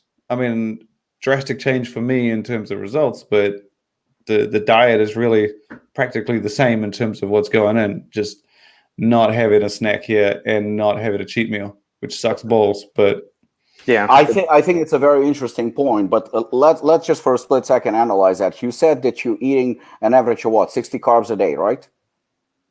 No. So my diet has stayed the same for 3 years. It's oats, protein, and what else? No, but how many grams of carbs do you eat on average a day? 120, 60 morning, 60 post workout, and 20 grams of protein, maybe 240. I mean, in bodybuilding or in lifting world, that is considered low carb, right? Oh, yes. But see, here's the thing. If I did a cheat meal 4 weeks ago, I could knock out 5 sets of deads, 5 bent rows, 5 T-bars, performing like a beast. Okay. Now, I don't know what it is. That's the only change I made is just I'm drained a bit, and I'm maybe only doing 2 or 3 deads, 2 or 3 bent row, and I'm not able to do the third as strongly as I would like, or as max. So I think that part of that's from like low glycogen too, because that's probably what the cheat meal was doing, was helping top off some of those glycogen stores and just giving I know, but calories. Traditionally, when I was a kid, when I was younger, I could pop a cheat meal and have no fucking problem. Now, but I didn't want to drop a cheat meal. That was my problem. I love them. What about other macros like fats and protein? Fats. How you 60. Stand with fats? 60. Fat 60, protein usually 240. And what about the electrolytes? Well, whatever's in 2 scoops of my amino. But I drink throughout the day anyway. I have a buttload of sodium. Lukasz, That just, I Lukasz, mean, your didn't you calories say- seem like super low, Shane. That's the only thing. It's like, so you got Yeah. 240 protein, 60 fat, you're saying? Yeah, I mean, it depends. If I'm hungry, I'll add half an egg to bump it up, maybe. Yeah, the fat is definitely on the lower side for Yeah, even my if you're going low personal carb, I preference. mean, shit, man, that's still low for fat. Yeah, that's very low. 260 Yes, but you protein see, and 120 I carbs. I came to this diet because it's what makes me feel really good and keeps me normal with a Yeah. cheat meal. Oh no, that's fine. I'm just trying to But think like if I need to lose weight, then Yes. all I gotta do is drop the cheat. Again, it's very individual. Like for me, for example, like I don't feel bad when I'm doing it. I like to I don't even count fats. I never do. I mean, I'll count carbs whenever I want to control it. But Lukasz, you training on an empty stomach, right? Yeah. So you don't have a pre-workout meal. No. You don't have pre-workout My carbs. pre-workout meal is the day Pre-workout. before. Yeah, but let me ask you this: when when you lift in the morning, have you noticed like your strength's been increasing steadily over the years and stuff like that? Through the roof, yeah. You see, and that's like without even pre-workout meal, which everybody tries to emphasize, or not everybody, but majority of people advise that. And Lukasz is a proof that it's not necessary. And I'm a firm believer that we all are different, and we can adjust to anything. Our body can adjust to anything. Yeah. It's my personal preference. I'm definitely carb sensitive. So if I want to lean out, I need to bring my carbs as low as possible. And I do have like a cheat meal or a cheat day throughout a week. And it seems like to be working for me, or carb cycling works for me too. But for me, I have to control my carbs, and I completely ignore my fats, like completely. And for me, it's just a byproduct. It helps me with energy. I actually try to go a little bit heavier on fats when my carbs are low, and I notice that it helps for me. It helps me personally. Carbs don't affect my strength at all. They don't affect my performance. It could be in my head. It could be on the contrary. Actually, I started to notice lately, whenever I have a cheat meal, I feel great because it tastes good. But I noticed that the next day I'm actually sluggish.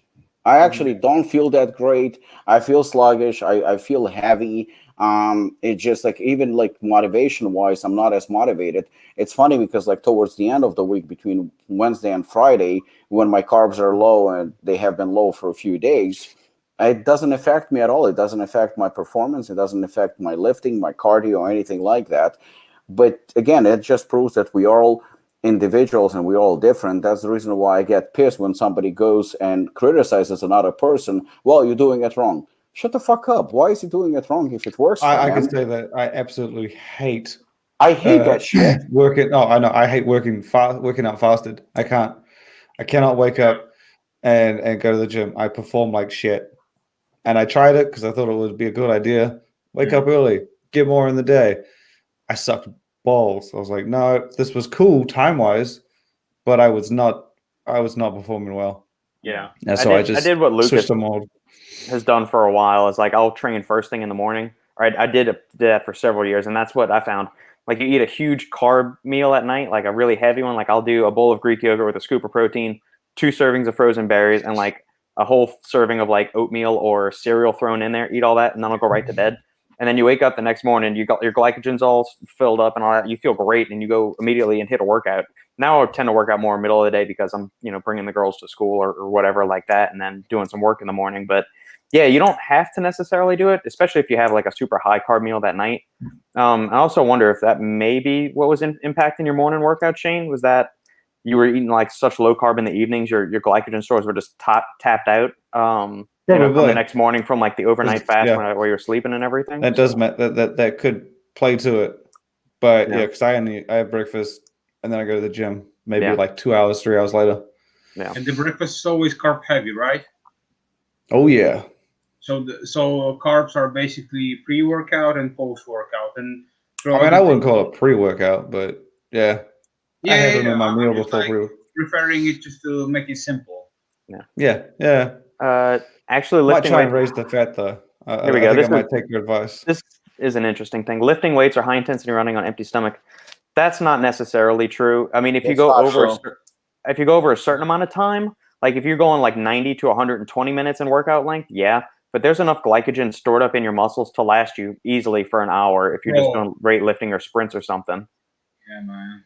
Yeah, that's some old bro science that's going on there, Chris. Sorry to kind of burst your bubble. I mean, like, you can definitely fill up with a pre-workout meal or take some intra-workout carbs.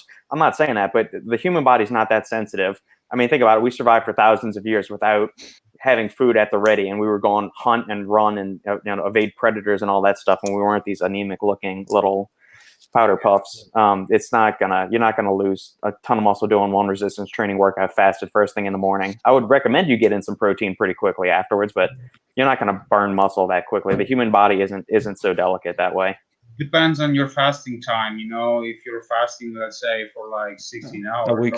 or yeah, then after workout session, you can smash a protein shake or like drink some aminos or something like this. Yeah. But if you're like just fasted for like 6-8 hours, yeah, just don't bother, man. Anybody read David Goggins' book Can't Hurt Me? No. I have not. But I would suspect that book probably claims exactly the same thing that Christopher just said. But the truth is, it's, for years, I heard about bodybuilders being, not just bodybuilders, I've witnessed it, I've done it, where you would be on a very, very low carb diet. In fact, like if you take, for example, for years, and I mean for generations, it was very fashionable to have egg whites before you go to bed. People would have egg whites. We all know now that egg whites digest extremely fast. And if you want to slow down the digestion, you have to use the whole egg, which the fats will help to digest a little bit slower. So you're going to have, obviously, more in your system. But even by having, and I've done it myself, and back when I was doing a bodybuilding lifestyle, I would, again, I didn't know any better, but I would take egg whites as my last meal. And I would have like 12 egg whites, go to bed. And we're talking probably for 5 to 10 years that I would wake up at 5 a.m. and I would go to the gym. I couldn't have any meals because whenever I would have a pre-workout meal, me personally, I would get very nauseous and very uncomfortable. So my last meal of the day would be egg whites, no carbs. I would go in the morning, I would lift, and my first meal would be post-workout meal when I get home from the gym. And I made gains absolutely no problem. Absolutely no problem. I was growing. I was getting bigger. It's like Robert said, it doesn't work that way that, our body can definitely preserve the glycogen. We definitely can work out. We definitely can gain weight gains. And everybody disregards for some reason the genetic pool. One of my closest friends at the gym, if you saw him, you would definitely assume that he's taking steroids. He's never touched steroids in his entire life. One of my closest friends, he's about 2 years older than me. So he's about 47, now 48. He has abs. He's a former swimmer. He works out at the gym maybe 4 or 5 times a week, mostly doing supersets. He literally works out for about 40 minutes, very, very high intensity, jumping from one machine to another one, from one exercise to another one. The guy is probably about 220, 230 pounds. His height, he's slightly taller than me, so maybe 5'9", 5'10", at the most. He's jacked, huge arms. He's just big. But the real kicker is he is one of the worst eaters I have ever seen in my entire life. He can literally go the entire day eating just one apple or something like that. It's been done. So he has no food in his stomach like the whole day. He will come in the evening after work. He's a school principal, and he will lift like around 6 or 7 p.m. And he looks, I think if he tried, if he wanted to, he would probably be on stage within like 12 weeks and probably would do fairly well too. It's genetics, and both his daughters are extremely athletic. They actually have scholarships, the whole thing. They phenomenal athletes. So I think that we're disregarding the genetics as well, because we all have different DNA, and some of us can get away with stuff that that others can't. We all have those friends who can eat anything and they don't get fat. We all know those people, and yet we know people who are dieting and struggling their entire life and they still overweight. So I think it all comes down to genetics play a huge part, and that's the reason when people recommend certain things, oh, you know what, this book emphasizes, eating carbs, or this book emphasizes eating fats. This book says that you have to have a pre-workout meal, and this one says that you don't. or intermittent fasting where people don't eat for like fucking 10, 12 hours or something like that. I'm not going to say any of them are bad. It's just whatever works for you. And I think all of us been lifting and training in different sports for so many years, and we are different and we have different approaches. I don't think it necessarily means that any one of us is wrong. Yeah, 100%. Pre-workout better than pre-workout meal because of digestion time. Robert, you take this. That's on you.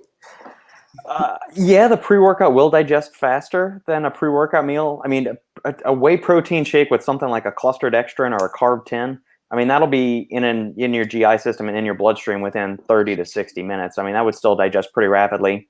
Even taking caffeine on an empty stomach, and citrulline, it still takes around 45 to 60 minutes to reach peak saturation in the blood. So, I mean, both of those things, if you get some rapid digesting stuff, it's still going to take about 45 to 60 minutes either way, depending on what you're taking. That being said, some people don't like to take stimulants on an empty stomach because then they get the pre-workout poops. Other people don't like to have a pre-workout meal, even something as simple as like a banana and whey protein shake, because they might feel it sloshing around their stomach or they just feel heavy. I typically don't like to eat right before I train, especially if it's like a cardio or high intensity interval training day. I definitely don't want that. And that goes back to even when I was growing up doing taekwondo. We would train at 6 o'clock Monday and Wednesdays and then 7 o'clock on Fridays. And I wouldn't eat anything. My last meal was probably around like 3 o'clock, which was usually like a peanut butter sandwich and a glass of milk or something. I've never liked the feeling of something sitting in my stomach. Huh? Shut up, Shane. It's cute. Peanut butter sandwich and a glass of milk. Dude, no jelly on it either. Get that jelly bullshit out of here.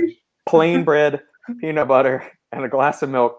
If I was really feeling spicy, I would throw some Doritos into the mix too. Doritos, cookies. Damn.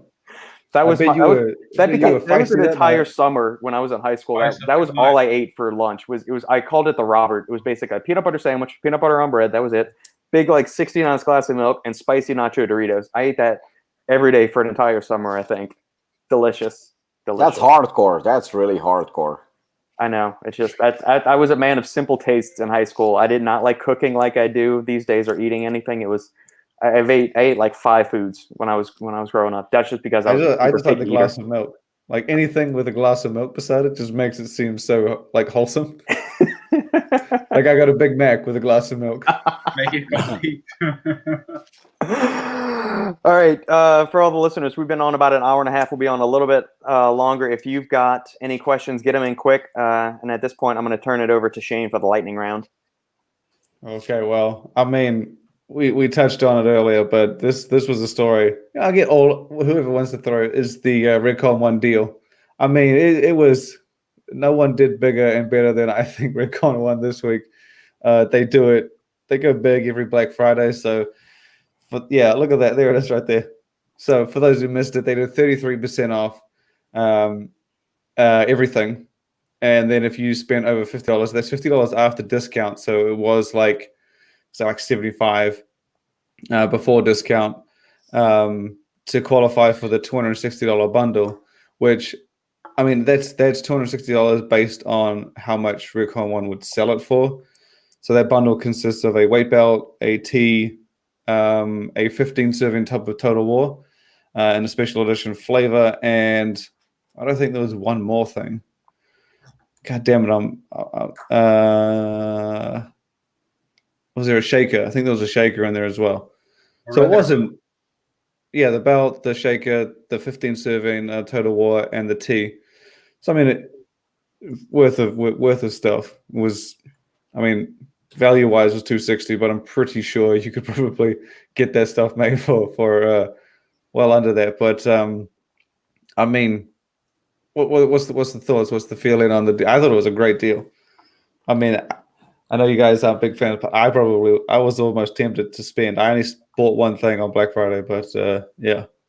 I think where he's going with this is questioning the quality with this, and I totally understand that. Oh, no, I'm not questioning the quality. In terms of a deal for the consumer, it's a great deal, no doubt about it. In terms of quality, of course, those that are looking for quality, I mean, I'm just going to go and say it. They probably should not look into RedCon1 because that's. I don't think that that's what they're all about right now. I think what they're all about is sales, direct sales. I mean, I remember getting this.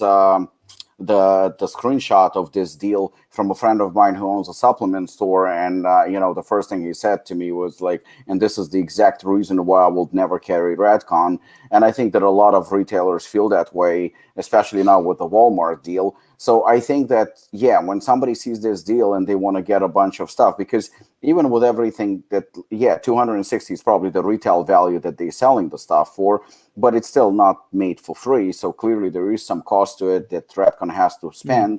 And if they're selling for $50 and they're still making profit, those who are, who are questioning it, if you want to rock, Redcon stuff and you want to wear the shirts or whatever they're giving away for $260, then yeah, it makes sense, because I would probably do this just for the clothes and for the free shit, but not for the product itself. So I totally understand. But yeah, I mean, the way they do business, a lot of people might disagree, but it works for them. And I mean, clearly, I think that it's fair to say that they're the biggest company right now, supplement company, probably in the world. I think that they definitely can rival Optimum Nutrition. Shane would know this better, who have such global impact. I mean, Redcon is absolutely huge. I don't know if they would rival. I think they're getting up there, but I don't think. You still think that Optimum is bigger? I mean, I feel like people tremendously underestimate Nutribulk, Iovate, and Optimum, Glanbia, sorry. I mean, I've heard numbers from Iovate, and I mean, think but you don't really know. It's insane when you're like some of their brands, like their 6-star. They're huge in Walmart and things like that. Yeah, man, they like. And this is like US.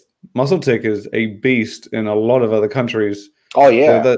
Like whenever I go to a different country, there you can guarantee they got MuscleTech, Cellucor, and Optimum, and that is not easy to do everywhere I go. And I'm talking from Korea, Japan, Dubai, everywhere in Europe, America, Iceland. That's not easy to do, and that's not something you can do in a short time frame. That is just legacy. You can't. I mean, it's not a supplement store unless you got those two, right? It's it's hard. I mean, RedCon1's getting up there. I would say it's one of the biggest new brands in the last 5 years. That's probably the biggest new brand in the last 5 years. Right up there with Ghost, but Ghost is they've got their retail exclusivity on GNC, so it's a bit different. But yeah, I think they've become, not necessarily like bad quality, but you get what you pay for. Like it's you do 50% off or buy one get one free. I would say that you're spending $20 on a pre-workout. It's on par. It's not. Yeah, I mean, none of their stuff. Originally, they had the Total War with DMHA and stuff like that, but it's that kind of comes when you get big, though, like simplifying and gotta streamline stuff. It just comes with the size. Yeah. Plus, Black Friday is once per year, right? So you can go crazy. Right? I wouldn't be surprised if you spend that $50 and get that free stuff, that he's probably coming off even. He's probably just banking on people spending more. Yeah. I wouldn't be surprised at all if that's an approach that you take in like convenience stores and food. So, I mean, he's probably just looking to make some noise, and he sure as shit did. Mm-hmm. That was on top of the Kai Greene thing.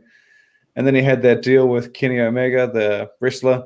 They came together for a special edition version of Total War, the holographic label, which looks damn cool. Yeah. Gundam inspired. And I think they mentioned that he was going to be doing it. This is one of many products Kenny's working with them on. Although I don't know if it's going to be like a different, entirely new product.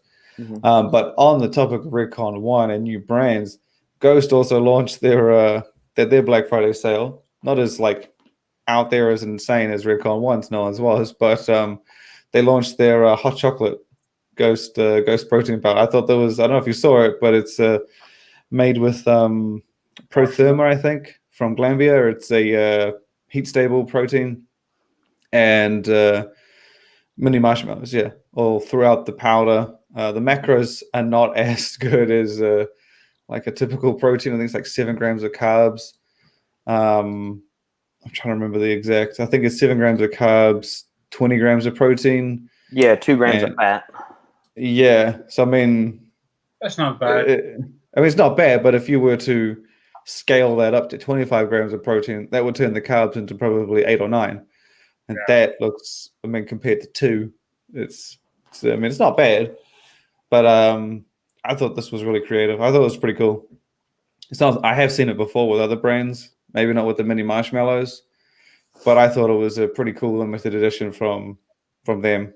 Like they do it every year with Christmas, but this was one of their entirely new ones. So yeah, I mean, Robert, I like your expression, so I'd be curious your thoughts on a beautiful high protein hot chocolate. You know what? It's funny because like whenever Ghost, especially lately, comes up with new stuff, I have nothing bad to say. I think that they're very, very innovative, and you know me. I mean, anything that is new, as long as it's not shit quality, you know, I'm welcoming it. Will it work in terms of like popularity? I honestly don't know. I don't know. But the thing is that I think that Ghost definitely released some interesting products lately. Especially, I think the aminos, if I'm not mistaken, I was really, really impressed how they revamped the whole thing. I really liked it. Yeah, that was very, very cool. It was definitely, I don't know if you can call it innovative, but it has nothing to do with innovation. It just has to do with the fact that they're always willing to do something and explore. And I mean, listen, when people are copying you, I think you're doing something right. And we know that Ghost has been copied by a number of brands who are trying to do something similar. And that indicates just, you know, the fact that they're doing something right. So I think it's a great concept. I think I like it. I personally like it. I think I like it more than what we've seen a couple of weeks ago with Clear Protein. You know, I like this a lot more. Yeah. I mean, to be fair, the clear protein that's like that's a trend that's been going on for like a couple of years now. Yeah, but you know what I mean. I mean about the fact that how it was presented, like it's fucking new breakthrough thing that nobody has ever done it, and you know where I'm going with this. But you know, it was nothing special about it, but this is unique. This is, like you said, this is force you to raise the question and ask about it because it definitely turns heads. So, and I think that Ghost's been very, very, very good with it, especially lately, because this year, from what I can see, because you had 3 companies, in my opinion, that made significant. I don't know if they made impact, but they made noise because they kept releasing new stuff all the time. Glaxon, who is a new company, you know, when you look at the supplement facts and labels and all that, I mean, supplement facts in particular, then you will easily see that, I mean, it's not something game-changing. It's not something innovative. It's not something breakthrough. You can't really say that Glaxon is shit because they're not. It's a good brand, but it's also not a hard-hitting, hardcore product either. They're somewhere in between, but they relied a lot of creativity on the labels and, you know, and all the space stuff and stuff like that. So that's cool. It's just something new, you know, without talking about the quality or how good the products are. Then you have Core. I think Core didn't bring nothing new to the table at all, but they kept themselves in the news by releasing new products. Again, it's almost like was almost every week. Sometimes I think it felt like they were releasing a new product every day. So they stayed relevant, and that just shows that they're working really, really hard. Again, it was nothing innovative. The labels are good, but they're not great. They're not as innovative and as unique as Glaxon, but they kept doing something different, and they were getting our attention. They were getting the consumer's attention, and they were working hard. I think if you're talking about something different, something a little bit maybe more ballsy, then it's Ghost. And this is the exact reason, because they were willing to take a chance and they were willing to do something that perhaps the other two companies that I just mentioned would not do or didn't do. So I think that whether you like it, whether you hate Ghost, if we're staying completely unbiased and we can staying completely neutral and honest, I think this is a great concept. This is not a great concept. This is another great concept from them. Yeah. Yeah. Even the energy drinks. I mean, we didn't like it. I mean, that's a fact. We didn't hate it, but we were not crazy about it either. But at the same time, the transparency and the hype and everything else, they were going all over the place with new stuff. But that just shows that the company is working hard into staying dominant on the market, which is not very easy these days because this is a very highly competitive market right now. So you have to give them props no matter what. Yeah. One thing I would add, I'm gonna touch from like the nerdy side of things real quick. The Protherma ready to mix. So it says, pulled it up on the website. It says an agglomerated hydrolyzed whey protein. It's an exciting new alternative for hot, ready to mix powdered beverage and food manufacturers to achieve protein-rich formulas that are stable and highly soluble in hot water applications. So I can see the need to possibly use this because if anybody's ever tried to mix protein powder into hot coffee with just a spoon, it turns into a bunch of little globs and goops. So I usually, like, if I make Sandy like a protein coffee or something, I'll take my immersion blender or the stick blender and just buzz it up that way to make sure there's no clumping there. So I see the utility of it there, but I think I'm going to extrapolate this or build on this to something larger that's a bigger concern that I hear from a lot of people is that, if I heat whey protein up or if I add it to hot water or coffee or something, it's going to denature the protein and make it useless. And I'm thinking, how is that any different than when you cook a chicken breast or you cook a steak or you cook fish? I mean, you're denaturing, the application of heat denatures any protein or any food source. It alters the food structure. How about you add whey protein to your hot oatmeal? Yeah, exactly. It's the same thing. And so there seems to be, for whatever reason, there seems to be this concern, like with just whey protein in particular, that cooking it denatures it and makes it completely useless. And I'm like, that's not true. That there's nowhere that's not true at all. There's no data to back that up. And that's one of those myths that I don't know how it got started or something like that. I have seen that promoted by a lot of companies though. Like a lot of them will use that exact language that we've used. We've got a heat stable protein to avoid denaturing, or they would swing it a different way, like you get more protein absorption. I've seen that a lot. In fact, I've almost seen that with all of them. Yeah. But it's, that Protherma, that's Glanbia's one, right? Yes, it is. Yeah. Yeah, I thought so. Shane, a couple of years ago, I might be mistaken, but I think it was Men's Sports. Didn't they have like a creamer or BCA to add to coffee? Yeah, man, ISO creamer or ISO amino creamer. How was that product? I never tried it. How was it? I mean, we've talked about this multiple times. I don't drink coffee, so I would have absolutely no idea. No.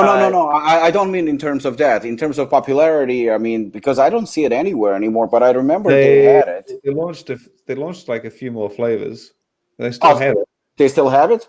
Yeah. I'm pretty sure they do. Men's Sports is sort of like, they've kind of just... I tried the hazel. They haven't really, Very good. Yeah, it's good. I like that. I mean, it's 5 grams of BCAAs on a coffee creamer, which is strange. I actually got a question about this. Sandy and I got a question about this, I think, on the Wednesday live that we did this week or last week. And I hadn't talked about that product or heard anybody mention it in probably 2 or 3 years because CJ and I reviewed that like 3-4 years ago when it first came on the market. Yeah. We tasted it, and I liked it. But I mean, I like coffee. I like my coffee black, so you could easily use the creamer in there if you want. It tastes good. Yeah, it's good. Okay. I mean, Men's Sports is pretty well known for its flavors. Yeah. Well put, AS. Well put. Okay. Yeah. The last story I have, and this was a pretty good one. I thought this got a lot of attention. I shared it, I think it was a week ago, and then the full reveal was kind of this week, and it launched on Black Friday. It's I don't know if anyone saw it, but Sneak's Blankberry special edition flavor. So they put out, in terms of marketing, these guys, for a small gaming brand out of the UK, they have got the best marketing and promotional material bar none in the supplement game, hands down. if you've seen the stuff that they drop out, these were the guys that when they launched their flavor Blizzard for their gaming supplement, they froze it in a sculpture of their logo, and then they said, "Oh, to make it available," and it melted. And then it didn't melt. It took too long, so they torched it with a flamethrower, and they videoed the whole process. And I was like, "This is just fucking cool." And they do. And so this past week they did they dropped their special edition flavor for Black Friday, and they promoted like it's basically this bunny looking at TV screens, blasting out like say 50%, blah blah blah, and it's like he gets really mad and then smashes the TV screens. And so they said that they're not going to do Black Friday, they're going to do Blank Friday because they're sick of clearances and deals, and they're not going to do any sales, and they're just going to drop a new flavor called Blankberry to go with Blank Friday. But the tub is blank. There's nothing on it. It's white. The entire tub is white. It's got an embossed logo, and where you would see their like flavor names and details, they've just embossed little blocks, and it's just a matte white tub. No facts panel, no text, no nothing. And I thought it was absolutely just one of the coolest packages I'd seen. One of the coolest packages, if not the coolest packaging I'd ever seen. And a lot of people asked, how could you do this with the supplement facts? And then they didn't really even say anything. And then a few days later, they dropped this picture here where you can see that there's a box in the background, and it comes in a box. And that's got the details like the blank, the weight name, the amount of the weight size, the amount of servings, and then the facts panels on the back. But you do get that fucking awesome looking bottle. And I just thought it was one of the coolest things I had seen on packaging, and it tied in with that Blank Friday hating on the deals and clearance thing. And I just thought it was one of the coolest things I had seen. And again, even like a lot of people questioned, oh, where can you put the facts panel, blah, blah, blah. I didn't ask any of that shit. As soon as I saw it, I was like, this is just damn cool. Mm-hmm. No question. Put the facts panel on an insert on the inside. I don't know. Whatever. It does come in a box, so it's got all the details on the outside. But the tub by itself is just, I don't know. I'm sure I'm not the only one who feels this way. I thought it was fantastic. If we had a packaging of the year award, I have to say this would take it. If not the last few years, I haven't seen anything. I mean, when you look at packaging and trying to do something different, and you just take off everything. I think it's cool. I'm curious to see what the product is. I'm curious to see what the facts panel and all this gaming supplement kind of inspired. You don't need to do that. I hope it will be like super simple. I think if they are coming out with new flavor and this concept, they should do something like insane, something weird, like just if they're like putting out the blank top and this whole effort, and the marketing aspect, they should smash out of the park and do. That's the thing. They put all this effort for one product. It's not even a product with flavor. Yeah. I mean, you can't beat that. It's just so damn cool. Yeah, man. I'm not saying it's a bad thing. I totally appreciate what they are doing here, but I would love to see something different. Because I'm not like super informed about their releases and their formulas, but as far as this new line, their formula is G Fuel. Like it's pretty straightforward. It's gaming stuff. I'm pretty sure they made. I can't remember if they made some change. I know they made some differences. I can't recall if it was them, but the formula is it's nothing like it's gaming type. So it's not like gamers, right? It's not like a loaded nootropic. It's definitely more G Fuel than it is overtime. It's far from overtime. Yeah. But I mean, as we've touched on, like you and I, Shane, have both said before, like on the looks of it, the formula, and as TJ always says, labels are just labels. Because you and I have both used G Fuel, and I typically don't like underdose prop blends. I really don't. But in that case, if I'm just looking for something to kind of like get me in the zone of work, that I don't need like super like blaster vision, tonal focus, and stuff like that. If I just need like a mild pick me up, I mean that thing accomplishes everything I need and more. Well, I think the trick with me is that even though G Fuel it gets me going It gets me awake, gets me lifted. I like it, but I don't know if it's worth $36. Yeah. That's my issue. Or what? No, sorry. I would say that it is worth $36, but I don't know if the ingredients in it are worth $36. Yeah, So absolutely. it's the supplement person in me that like looks at Sneak. I'm like, that's a beautiful tub. The formula probably does enough, but I don't know if it's like 36, $40 worth. Yeah. And I'm Right. pretty sure that might be even in pounds because it's a UK company. Mhm. So I'm sort of, again, if I took it and used it, I would think it's worth that for 47s or 27s or whatever's in Sneak. But again, it's just the supplement person in me knows that what's in it isn't necessarily worth, should be worth that much money. Yeah. Well, G Fuel, I just pulled it up, is $30 on Amazon for 40 servings. Yeah, they do the 40. Yeah. Yeah, But you look at what's in there, and it's Yeah. You know what? If we are going about that, the top that Shane just posted, I think it's a beautiful ballsy move that I that's really fantastic. admire. In terms of mild versus hardcore, I'm actually going to be a complete devil's advocate. I think you will always find the mild market to be larger than the hardcore market. So I think whatever the formula is, it's, especially for them, if it's like average or even below average, it doesn't really matter because they know who their market is and they're marketing towards that, that market. If Apollon released something like that, in terms of a formula, then we would get definitely a lot of criticism, and rightfully so. Them releasing mild formulas, I don't think it's a big deal, especially if that's what they're all about.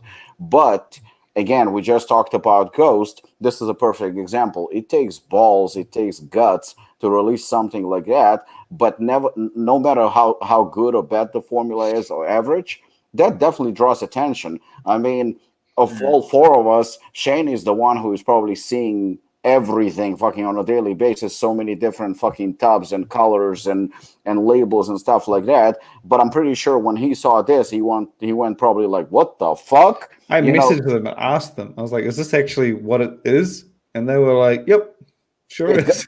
It got your attention probably more than anything. I mean, again, we're talking about it. So I think, from a marketing perspective, fuck the label. I mean, or, how good the product is. This is a brilliant move. And they customers will definitely go for it. Shit, I would get it just for the hell of it because it's a cool container. Yeah. Yeah, I always like when brands do something kind of interesting with the tubs. I'm not a huge for marketing and labels and stuff like that, but you do something different. Like the first time Ghost released their I think it was their muscle builder way back then when they first released it. They made it look like Michael Jordan's secret drink or special sauce or whatever they called it from Space Jam, where it had the red tub and like the little yellow sticky in it. That was something I always thought was pretty cool. Or like when Glaxon did the Space Jam logo on that stuff. So, maybe it's like the nostalgia things that's throwbacks to my childhood that I appreciate more. 100%. I mean, the packaging always takes me away from like the formula. I'm too much of a like we were talking about earlier, the rabbit hole. I think most people don't want to go down too far into the rabbit hole, but for them, the rabbit hole is, I don't give a shit how much citrulline I need, right? For us, it's like, dude, we need 6. Yeah. But for them, they're like, no, that's too much thinking for me. I don't want to get that into it, which is like understandable. This goes back to the power drill thing for me. I don't care that much about tools and all that shit, so I'll just hear what you have to say and buy this one. I think that's the same here. When you see cool marketing stuff, they'll look on it. They'll probably see, okay, tyrosine, caffeine, taurine. Oh my God, this is what I need. Don't give a shit about dose. Don't want to care that much. Love the tub. That's the rabbit hole for them. Let's grab it. That's it. So it's like, I think that's the mainstream audience. That's why reviews are so good. They don't have to go. They don't have to learn the ingredients. You can just say, just tell me if it's good. Does it get me jacked? Right. Done. I'm buying it. There you go. All right, gentlemen. That puts another close on this episode for the listeners out there tuning in on live stream. Thank you for joining us. We always appreciate you tuning in and bantering with us during these live streams. We really enjoy it. If you like what we're doing here, make sure to leave us a thumbs up, like, comment, subscribe, shoot us an email or a DM or any other kind of message. If you have any other future topics you want us to discuss or questions we didn't get to, and leave us a 5-star review in iTunes if you appreciate what we're doing. That helps us climb in the rankings. And we will catch you all next week on the Final Scoop. Awesome. Thank you. Thank you, guys.